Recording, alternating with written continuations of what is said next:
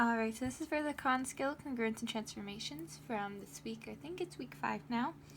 And so for these, it gives you a little scenario. It says that someone's trying to prove that the segments, the shapes are congruent, and it tells you that what they concluded, and if they asks if they made an error and what that error might be. And so this is the shape they gave us. So we have segment JK, and we have segment NM, and we want to see if they're congruent to each other. And so this person, they translated it up. They translated segment JK up, and then they got to this line right here, this pink dash line. So that's from what they get from translated up, and they concluded from that it's not possible, so it's not congruent.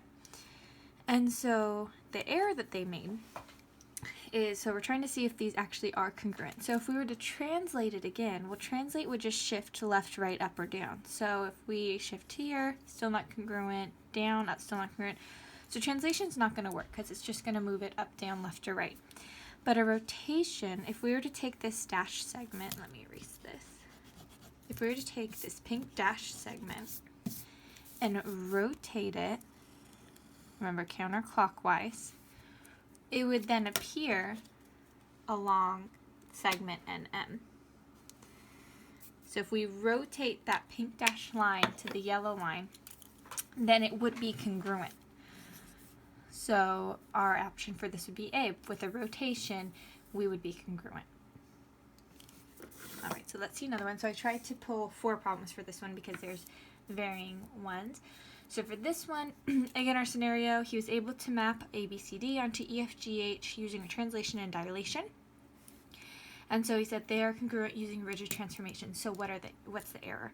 So as we can see, he did make it so that this is congruent. So if this is ABCD, we move it over, we move it down, and then we can dilate it to be EFGH.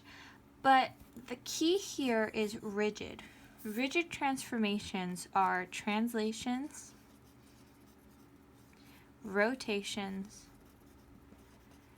and reflections. Dilations are not rigid because remember, dilations change the shape. We can see here, this segment is no longer congruent to this segment. So dilations change the actual shape.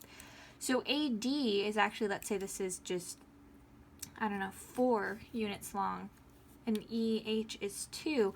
Well, just from these are not congruent. And if we dilate it, we've no longer stuck within rigid transformations. So this would be A, because we did not use only rigid transformations. Dilations are not rigid. So if in these problems you see that they used a dilation, automatically you know it's not true because we're only using rigid transformations. So let's see another one. So this one has a circle now. So they say circles, circles A and B coincide, which just means that they lay on top of each other. So we have A and we have B, the 2 circles. And so Alex concluded circle A and circle B, I got lazy with my symbols, have no sides or angles with the same measurements, so they are not congruent. So they asked for their error. So the first option is circles are mapped onto each other, so they are congruent. B is no transformations were used, so they're not congruent, or C is no error. So for this one, we're mapped onto each other. They are literally the same circle, so of course they would be congruent.